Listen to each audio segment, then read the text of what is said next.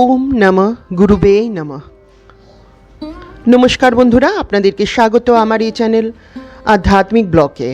যারা আমার চ্যানেলে নতুন বন্ধু, সেসব বন্ধুদের উদ্দেশ্যে বলছি, যদি আপনাদের আমার এই চ্যানেলটি ভালো লেগে থাকে তো প্লিজ লাইক, শেয়ার, সাবস্ক্রাইব করার রিকোয়েস্ট রইল। নতুন বছরে যারা রাহুর কুপ্রভাব থেকে মুক্তি পেতে চান তারা অবশ্যই এই মন্ত্র জপ বা পাঠ করুন প্রতিদিন। আমাদের জীবনে কম বেশি রাহুর প্রভাব সবার মধ্যেই বিরাজমান। এর থেকে মুক্ত হবার একটি সহজ উপায় আজকে আমি আপনাদের সঙ্গে শেয়ার করছি। পুরাণে সমুদ্র মন্থনের সময় রাহু নামক এক অসুর, তার নাম ছিল শরভানু, লুকিয়ে দিব্য অমৃতের কয়েক ফোঁটা পান করেন। সূর্য ও চন্দ্রদেব রাহুকে চিনতে পেরে মোহিনী অবতার রূপে ভগবান শ্রীবিষ্ণুকে জানান এবং ভগবান শ্রীবিষ্ণু এই সত্য জানা মাত্রই তৎক্ষণাৎ অমৃত গলাধ্যকরণের পূর্বেই বিষ্ণু তার সুদর্শন চক্র দ্বারা রাহুর ধর থেকে মুন্ডু ছিন্ন করে দেন। যেহেতু অমৃত রাহুর মুখে গিয়েছিল, তাই মুন্ডটি অমরত্ব লাভ করে। এইভাবেই রাহু গ্রহটির উৎপত্তি হয়। যেহেতু সূর্য ও চন্দ্রদেব দেবের জন্য তার ধর ও মুন্ডু আলাদা হয়েছিল, তাই তাদের প্রতি বিদ্বেষের কারণে বছরের নির্দিষ্ট সময় অন্তর রাহু এদেরকে গ্রাস করেন, যাকে গ্রহণ বলা হয়ে থাকে।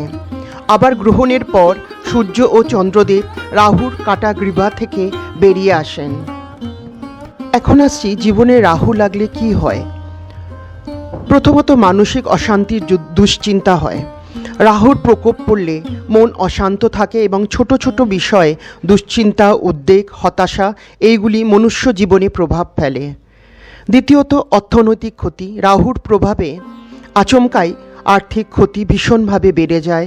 আয় থাকলেও টাকা সঞ্চয় হয় না, টাকা আসতে থাকলেও ব্যয় অনেক বেশি হয়ে যায়। তৃতীয়ত সম্পর্কের টানাপোড়েন, পারিবারিক কলহ এবং পারিবারিক সম্পর্কগুলোর মধ্যে তিক্ততা এসে পড়ে। পারিবারিক বা অফিস ব্যবসায় মনোমালিন্য, স্বাস্থ্যের সমস্যা ইত্যাদি সমস্ত কিছু ঘটে আমাদের জীবনে এই রাহুর প্রভাব। এখন আসছি রাহুর প্রকোপ কমাবার উপায়। শাস্ত্রে বলা হয় মন্ত্রপাঠ, পূজা, দান, রত্নধারণ এগুলির মাধ্যমে রাহু গ্রহের প্রকোপ কমানো যায় খানিকটা হলেও। শাস্ত্রে আরও বলা হয় প্রত্যেক দুর্বল গ্রহকে শান্ত করার জন্যে গ্রহের মন্ত্রপাঠ, যাগযজ্ঞ, নিত্য জপ করার কথা। তেমনি এক মন্ত্র এই রাহু গ্রহের আমি এখন আপনাদের সঙ্গে পাঠ করছি। এই মন্ত্র জপের নিয়মে পরে আসছি। এটি খুব সোজা ও সহজ পথ রাহু গ্রহকে শান্ত করার জন্য শাস্ত্রে বলা হয়েছে।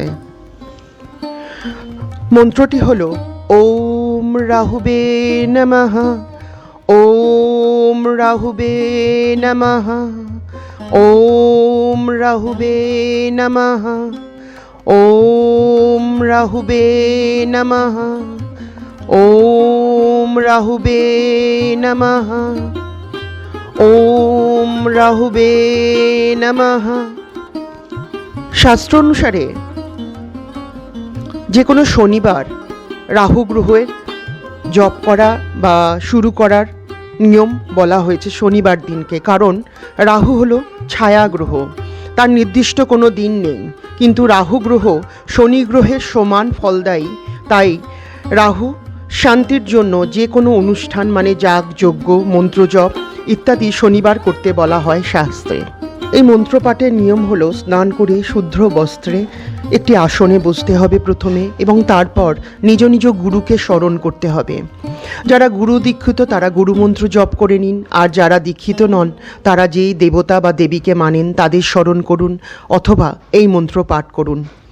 ওম নমঃ গুরুবে নমঃ, ওম নমঃ গুরুবে নমঃ, ওম নমঃ গুরুবে নমঃ, ওম নমঃ গুরুবে নমঃ, ওম নমঃ গুরুবে নমঃ। এরপর গণেশ বাবাকে স্মরণ করুন।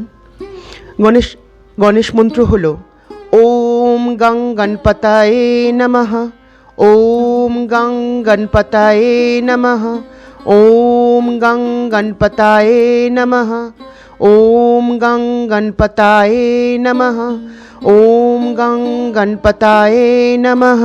এখানে গুরুদেবকে এবং গণেশ বাবাকে স্মরণ করার কারণ এই যে আপনি যে মন্ত্র পাঠ করছেন সেই মন্ত্র গুরুদেব এবং গণেশ বাবাকে সাক্ষী রেখে পাঠ করছেন এবং তাদের আশীর্বাদ নিয়েই তারপরে মন্ত্র পাঠ শুরু করতে হয়।